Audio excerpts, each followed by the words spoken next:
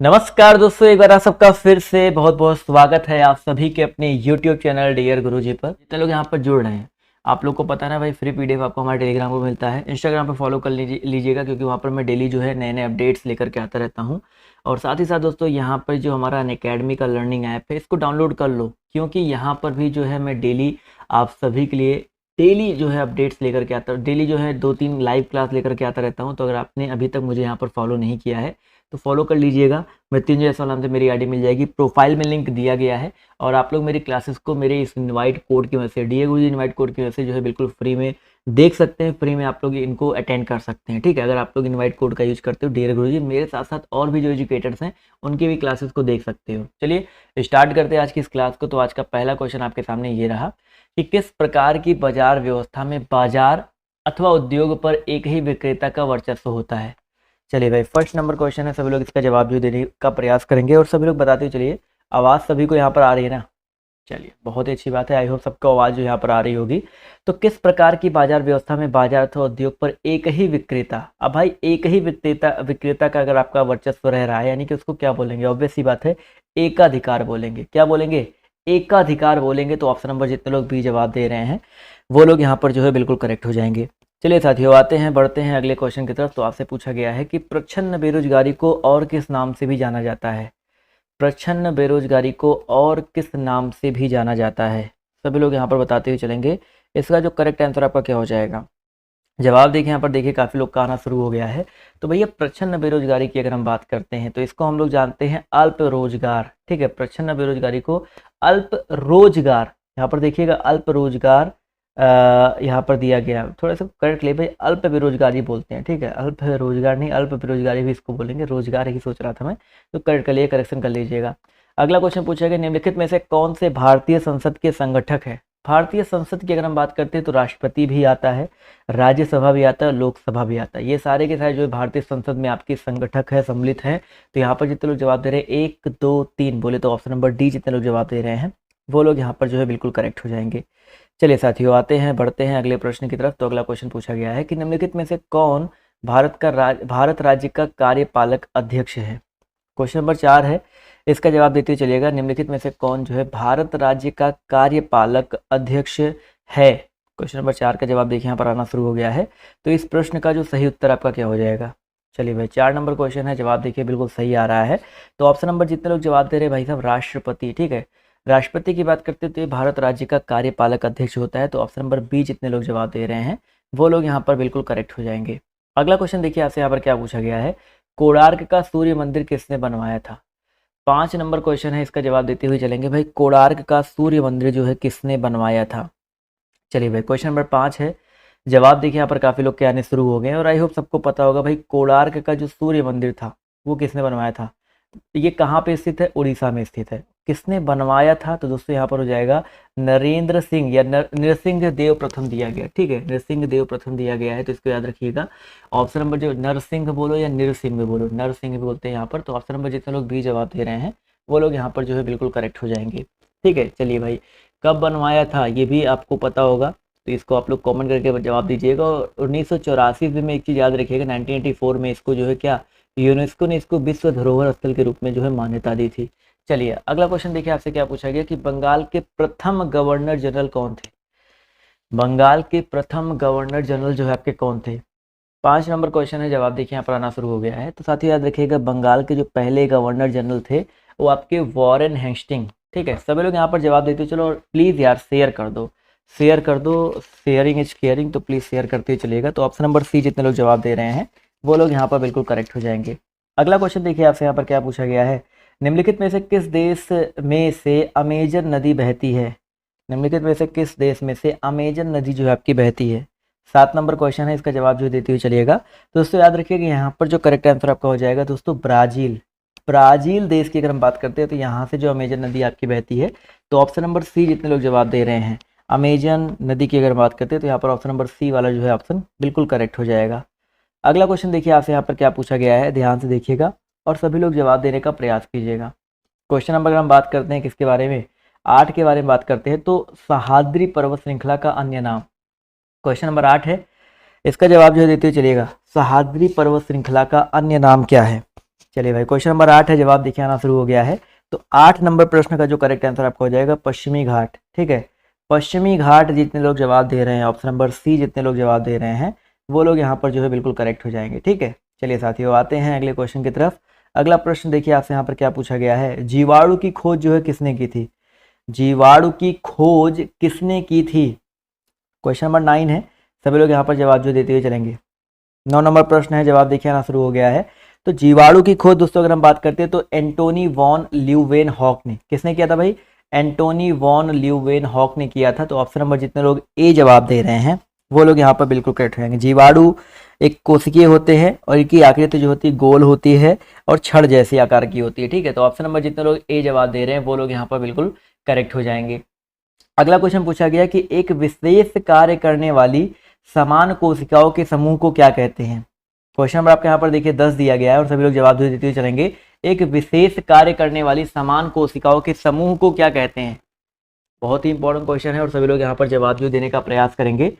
इसका जो सही उत्तर आपका क्या हो जाएगा? तो दोस्तों याद रखिएगा, एक विशेष कार्य करने वाले समान कोशिकाओं के समूह को ऊतक बोलते हैं। क्या कहते हैं भाई? आपके ऊतक कहते हैं। तो यहाँ पर जितने लोग ऊतक जवाब दे रहे हैं ऑप्शन नंबर ए, वो लोग यहाँ पर बिल्कुल करेक्ट हो जाएंगे।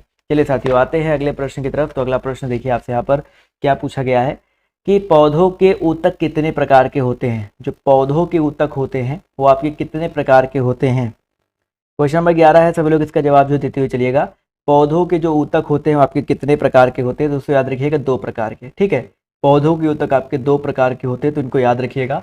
ऑप्शन नंबर जितने लोग बी जवाब दे रहे हैं वो लोग यहाँ पर बिल्कुल करेक्ट हो जाएंगे। अगला क्वेश्चन देखिए आपसे यहाँ पर क्या पूछा गया है, स्वतंत्र रूप से लटके हुए लकड़ी के एक ढांचे में कील ठोकना कठिन होता है। ये कौन सा नियम इस कथन का समर्थन करता है? भाई स्वतंत्र रूप से लटका हुआ जो लकड़ी के एक ढांचे में अगर कोई कील है उसे ठोकना जो है आपका कठिन होता है, ये कौन सा नियम जो है इसका समर्थन करता है? तो दोस्तों यहाँ पर याद रखिएगा 12 नंबर क्वेश्चन का जो करेक्ट आंसर आपका हो जाएगा न्यूटन का तीसरा नियम। अब देखो तीसरा नियम क्या कहता है, क्रिया प्रतिक्रिया का नियम, यानी कि प्रत्येक क्रिया के समान विपरीत प्रतिक्रिया होती है।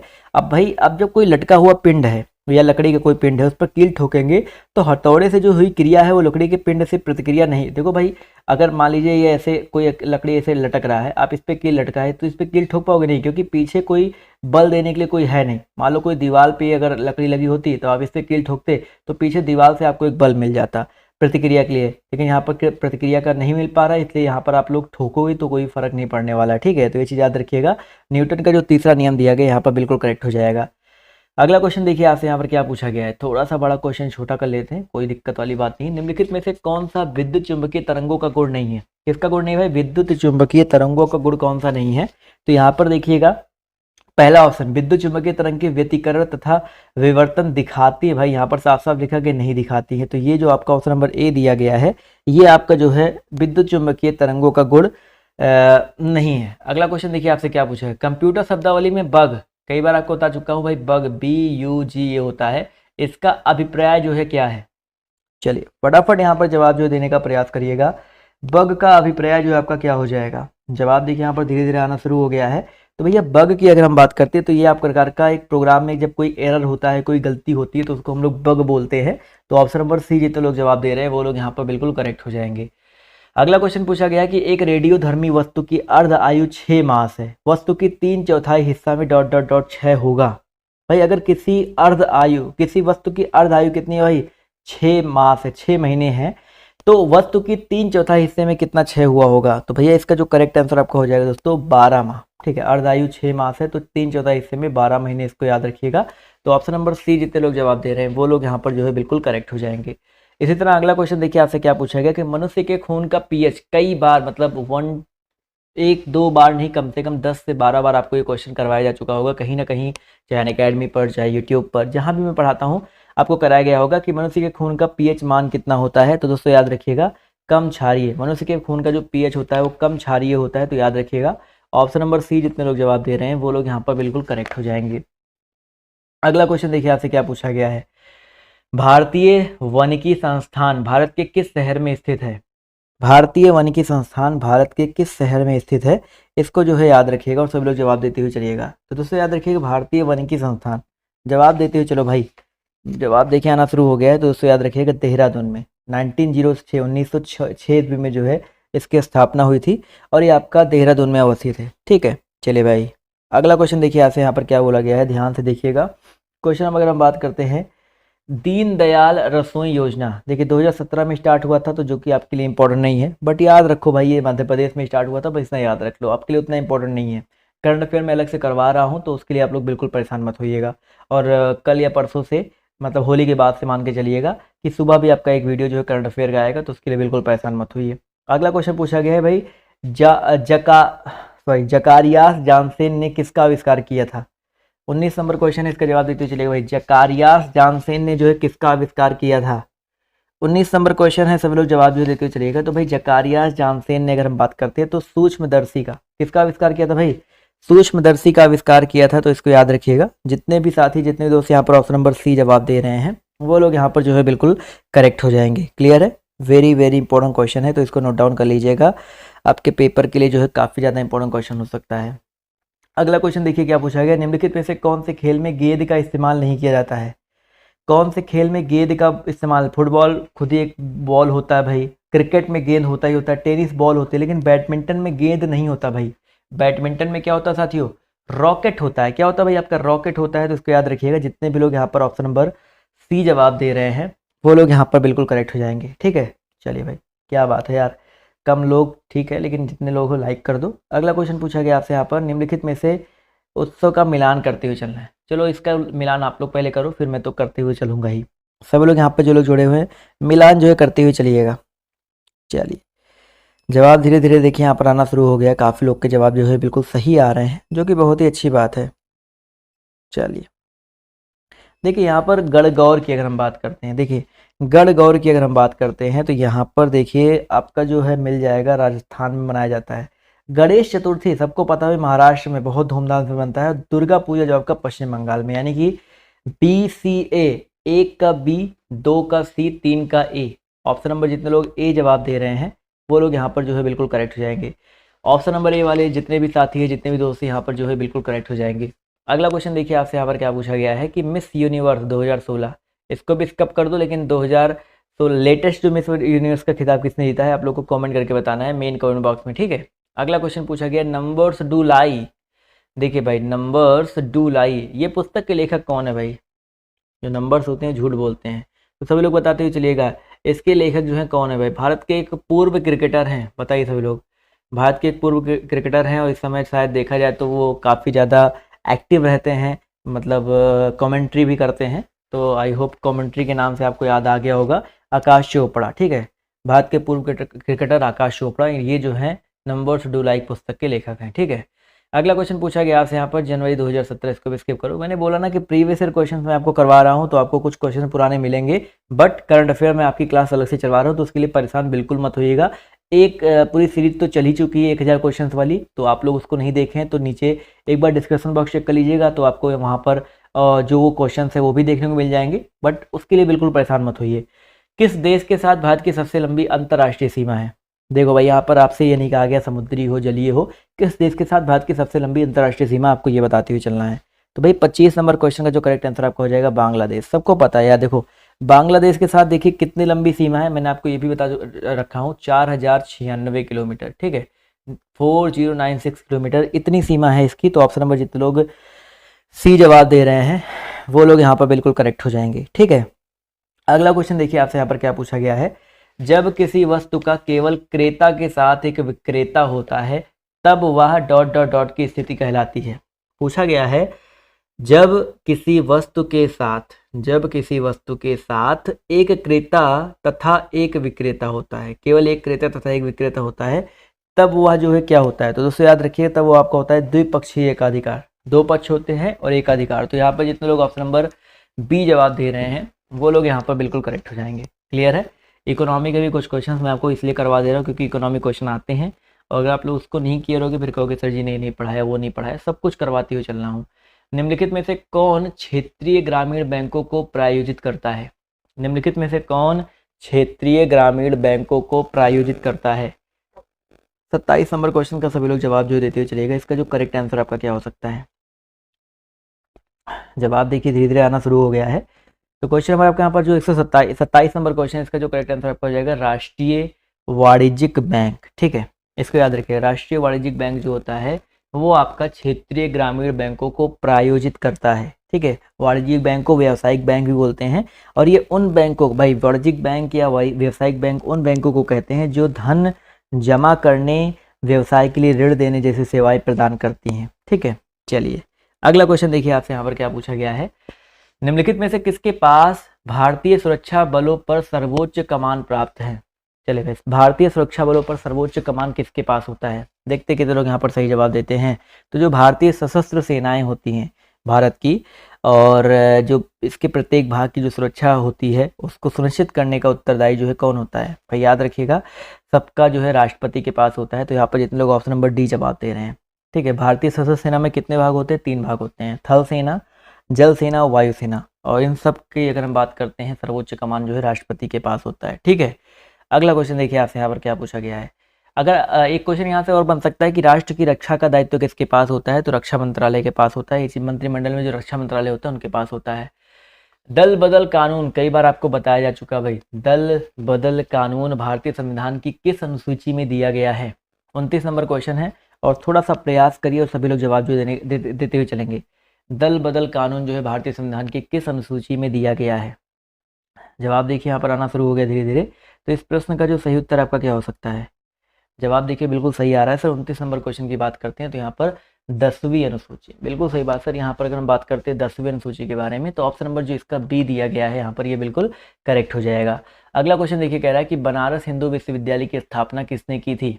BHU की स्थापना किसने की थी, कब की थी, कुछ भी आपके पेपर में बन सकता है। तो इसके लिए बिल्कुल आप लोग प्रिपेयर रहो कि अगर आपके पेपर में आ जाए तो बिल्कुल आप लोग गलत करके मत आओ, ठीक है। चलिए जवाब देखिए यहाँ पर आना शुरू हो गया। तो बनारस हिंदू विश्वविद्यालय की स्थापना जो है किसने की थी, जवाब देखिए यहाँ पर आना शुरू हो गया है। तो 30 नंबर क्वेश्चन का जो करेक्ट आंसर आपका क्या हो जाएगा दोस्तों, मदन मोहन मालवीय, ठीक है। BHU की जो स्थापना है मदन मोहन मालवीय जी ने किया था। तो ये चीज़ जो है याद रखिएगा, 1916 ईस्वी में इसकी स्थापना हुई थी, तो ये चीज़ याद रखिएगा। चलिए भाई बहुत अच्छी बात है, काफ़ी लोग यहाँ पर जवाब जो है सही दे रहे हैं, अच्छा लगता है जब सब लोग के जवाब जो है सही सही आते हैं तो अच्छा लगता है। अगला क्वेश्चन देखिए आपसे क्या पूछा गया है। तराइन का द्वितीय युद्ध जो है किनके किनके बीच हुआ था। भाई तराइन का युद्ध, पहले युद्ध की भी बात करेंगे, दूसरे युद्ध की भी बात करेंगे, कब हुआ था, किनके बीच हुआ था, सब कुछ यहाँ पर जानने का हम लोग जो है प्रयास करते हुए चलेंगे। चलिए काफ़ी लोग के जवाब देखिए धीरे धीरे आ रहे हैं। तो तराइन का जो द्वितीय युद्ध हुआ था वो मोहम्मद गोरी और पृथ्वी चौहान, देखो पहला युद्ध की बात करें, दूसरे युद्ध की बात करें, दोनों युद्ध जो है इन्हीं के बीच में हुआ था। पहला युद्ध 91 में हुआ था 1100, और दूसरा युद्ध जो है 1192 में हुआ था। और पहले युद्ध में पृथ्वीराज चौहान जीता था, और दूसरे वाले में मोहम्मद गोरी जीत गया था, वो भी जयचंद का सहारा लेकर के। जयचंद ने उसको धोखा वोखा दे दिया था, मतलब कह सकते हैं। तो यहाँ पर ऑप्शन नंबर जितने लोग डी जवाब दे रहे हैं वो लोग यहाँ पर बिल्कुल करेक्ट हो जाएंगे। अगला क्वेश्चन देखो आपसे यहाँ पर क्या पूछा गया है, ध्यान से देखिएगा और सभी लोग जवाब देने का प्रयास कीजिएगा। निम्नलिखित में से कौन सी धातु पृथ्वी की भूपर्पटी में सबसे प्रचुर मात्रा में पाई जाती है। चलिए इसका जवाब जो देते हुए चलेंगे, निम्नलिखित में से कौन सी धातु पृथ्वी की भूपर्पटी में सबसे प्रचुर मात्रा में पाई जाती है।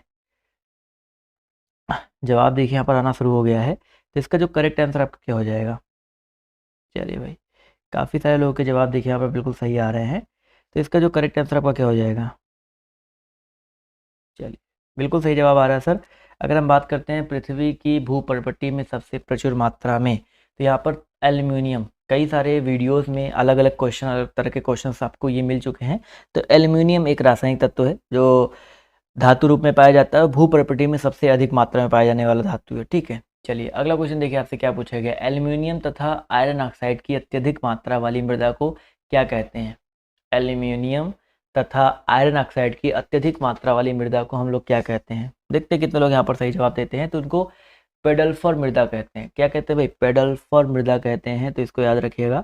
ऑप्शन नंबर जितने लोग जवाब दे रहे हैं बी, वो लोग यहाँ पर जो है बिल्कुल करेक्ट हो जाएंगे, ठीक है। अगला क्वेश्चन देखिए आपसे यहाँ पर क्या पूछा गया है, ध्यान से देखिएगा। क्वेश्चन नंबर अगर हम बात करते हैं 34 के बारे में, तो लाल रॉट या लाल सड़ांध बीमारी, जो रेड रॉट बीमारी जो है निम्नलिखित में से किस पौधे में होती है। देखिए आपने देखा हो ना, रेड रेड कलर हो जाता है, आलू में हो गया, गन्ने में आपने देखा होगा, आलू में तो कम लेकिन गन्ने में आपने देखा होगा लाल लाल हो जाता है बीच बीच में, वो लाल लाल जैसा सड़ जाता है, उसको लोग कहते हैं। तो याद रखिए गन्ने में, ठीक है।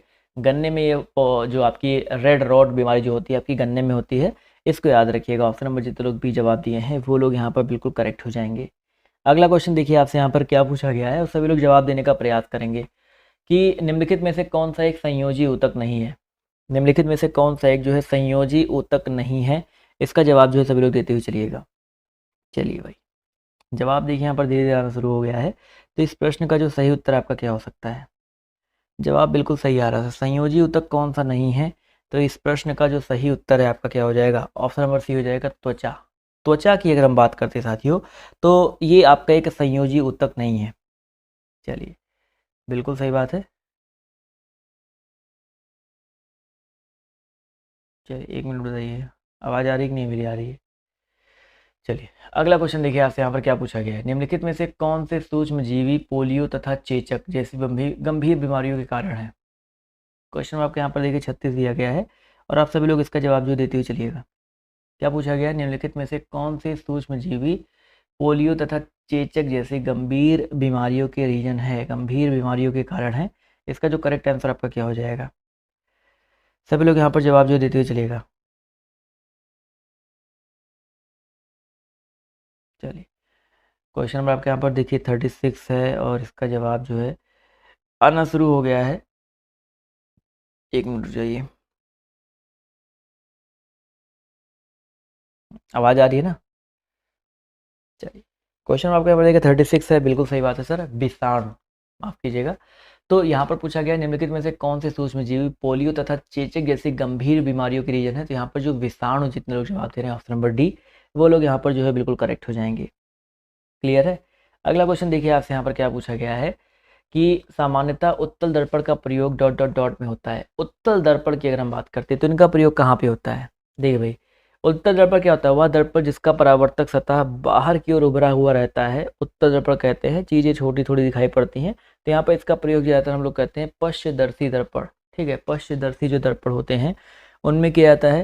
उत्तल दर्पण का उपयोग घर के दरवाजे में करते हैं, पीछे से आ रहे वाहनों को देखने के लिए गाड़ियों में उत्तल दर्पण का प्रयोग किया जाता है। तो इन सब जगहों पर करते हैं। तो यहाँ पर जितने लोग ऑप्शन नंबर डी जवाब दे रहे हैं वो लोग यहाँ पर जो है बिल्कुल करेक्ट हो जाएंगे। क्लियर है? चलिए साथियों, अगला क्वेश्चन देखिए आपसे क्या पूछा गया कि आवृत्ति का एसआई मात्रक जो आपका क्या होता है?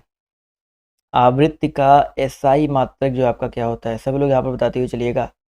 इसका जो सही उत्तर आपका क्या हो जाएगा? चलिए,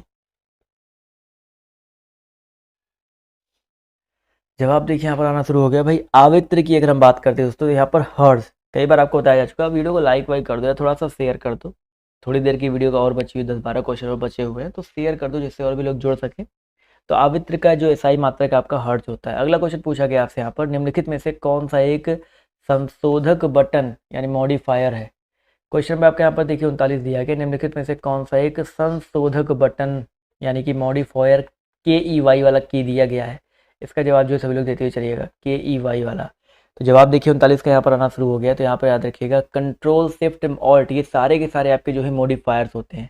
कंट्रोल जेड से आपका अनडू किया जाता है, कंट्रोल वाई से क्या किया जाता है? रीडू किया जाता है। ठीक है, चलिए अगला क्वेश्चन देखिए आपसे यहाँ पर क्या पूछा गया है कि निम्नलिखित में से कौन सी एक निष्क्रिय गैस है?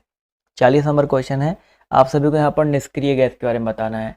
Hydrogen, oxygen, nitrogen. तो यहाँ पर इन सब में देखा है तो आपका जो आर्गन दिया गया है, देखो आर्गन एक रासायनिक तत्व है और एक निष्क्रिय गैस इसको माना जाता है। ठीक है, निष्क्रिय गैस है तो इसको जो है याद रखिएगा।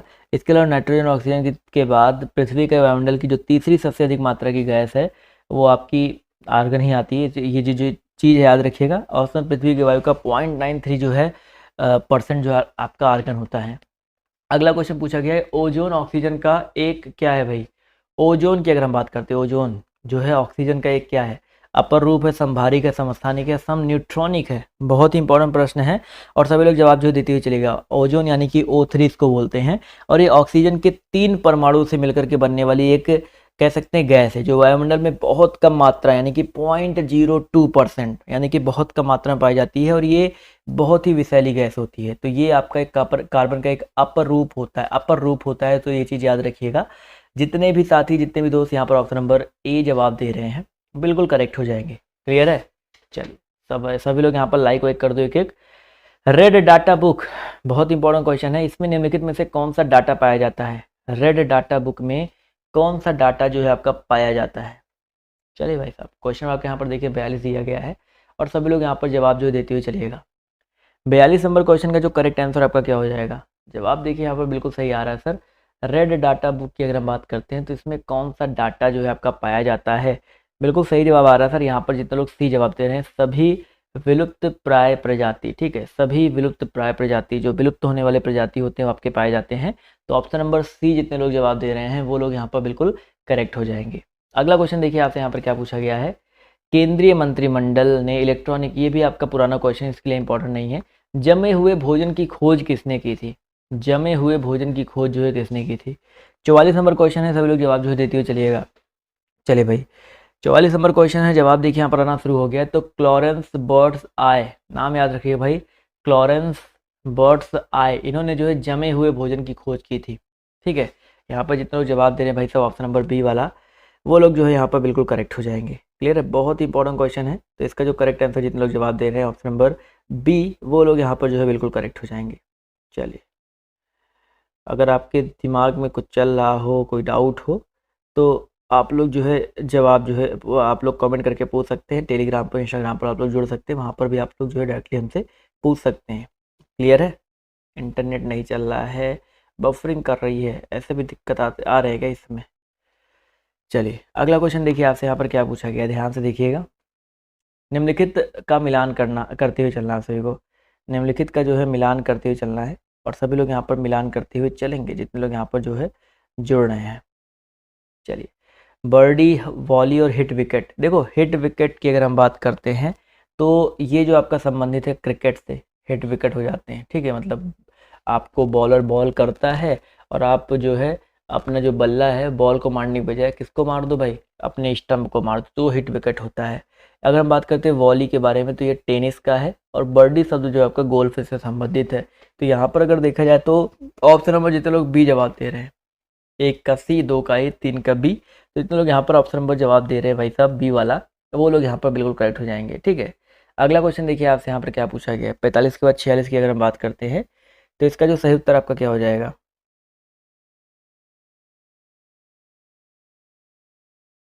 एक मिनट रुक जाइए।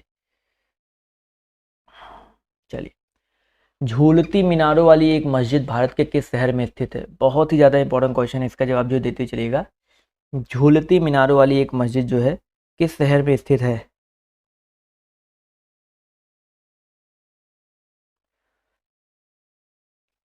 जवाब देखिए यहाँ पर आना शुरू हो गया है। तो इसका जो करेक्ट आंसर आपका क्या हो जाएगा? जवाब देखिए यहाँ पर बिल्कुल सही आ रहा है। काफ़ी लोग के जवाब देखिए यहाँ पर सही आ रहे हैं और बिल्कुल सही आ रहे हैं। सर इसका जो सही उत्तर है आपका क्या हो सकता है? तो भाई क्वेश्चन नंबर आपका 46 है, इसका जो करेक्ट आंसर आपका हो जाएगा अहमदाबाद। झूलती मीनारों वाली जो एक मस्जिद है वो आपकी भारत के अहमदाबाद शहर में अवस्थित है। तो ऑप्शन नंबर बी जितने लोग जवाब दे रहे हैं वो लोग यहाँ पर बिल्कुल करेक्ट हो जाएंगे। अगला क्वेश्चन देखिए आपसे क्या पूछा गया है। निम्नलिखित में से किसे पाठशाला संबंधी क्षेत्र में 2007 के पद्म श्री पुरस्कार से सम्मानित किया गया है? 43 नंबर क्वेश्चन है, सब लोग जवाब जो देते हुए चलिएगा। तो इसको याद रखिए दोस्तों, संजीव कपूर। ठीक है, जितने लोग यहाँ पर संजीव कपूर जवाब दे रहे हैं ऑप्शन नंबर ए, वो लोग यहाँ पर जो है बिल्कुल करेक्ट हो जाएंगे। अगला क्वेश्चन पूछा गया आपसे यहाँ पर, the world outside my window, इसके लेखक जो है कौन है? The world outside my window, इसके लेखक जो है फटाफट बताते हुए चलिएगा कौन है? 48 नंबर क्वेश्चन है, सभी लोग यहाँ पर जवाब जो देते चलेंगे। तो the world outside my window, इसके लेखक रस्किन बॉन्ड है। कौन है भाई? रस्किन बॉन्ड, ये नाम याद रखिएगा। ऑप्शन नंबर जितने लोग बी जवाब दे रहे हैं, जी हाँ दोस्तों, बी ऑप्शन वाले यहाँ लोग जो है बिल्कुल करेक्ट हो जाएंगे। अगला क्वेश्चन देखिए आपसे यहाँ पर क्या पूछा गया है, ध्यान से देखिएगा और सभी लोग यहाँ पर जवाब जो है देने का प्रयास कीजिएगा। क्या पूछा गया है, एक मिनट रुक जाइए। चलिए, उत्तरी कोरिया के बढ़ते अस्त्र प्रक्षेपणों के कारण किस देश ने उस पर निगरानी रखने के लिए जासूसी उपग्रह का प्रक्षेपण किया है? उत्तरी कोरिया के बढ़ते अस्त्र प्रक्षेपणों के कारण किस देश ने उस पर निगरानी रखने के लिए जासूसी उपग्रह का प्रक्षेपण किया है? सभी लोग यहाँ पर जवाब जो देते चलेगा। जवाब देखिए यहाँ पर आना शुरू हो गया। तो क्वेश्चन नंबर 49 का जो करेक्ट आंसर आपका क्या हो जाएगा दोस्तों? जवाब देखिए यहाँ पर आ रहा है जापान। ठीक है, जितने लोग यहाँ पर जापान जवाब दे रहे हैं वो लोग यहाँ पर जो है बिल्कुल करेक्ट हो जाएंगे। चलिए साथियों, अगला क्वेश्चन देखिए आपसे क्या पूछा गया है, तवांग। क्या पूछा गया भाई आपका? तवांग के पास भारत की भूमि विवाद निम्नलिखित में से किस देश के साथ है? तवांग के पास, तवांग जो है आपका कहाँ पड़ता है? अरुणाचल प्रदेश पड़ता है। ठीक है, प्रांत का एक शहर है तवांग, जो तवांग जिले का मुख्यालय भी है। और तवांग अरुणाचल प्रदेश की उत्तर पश्चिम सीमा देश में स्थित है। और इसकी अगर हम बात करते हैं किसके साथ भाई, चाइना। अरुणाचल प्रदेश आ गया तो आई होप सबको पता लग ही गया होगा, चाइना। काफ़ी लोग के जवाब भी यहाँ पर देखिए आ रहे हैं, तो ऑप्शन नंबर बी जितने भी लोग जवाब दे रहे हैं वो लोग यहाँ पर जो है बिल्कुल करेक्ट हो जाएंगे।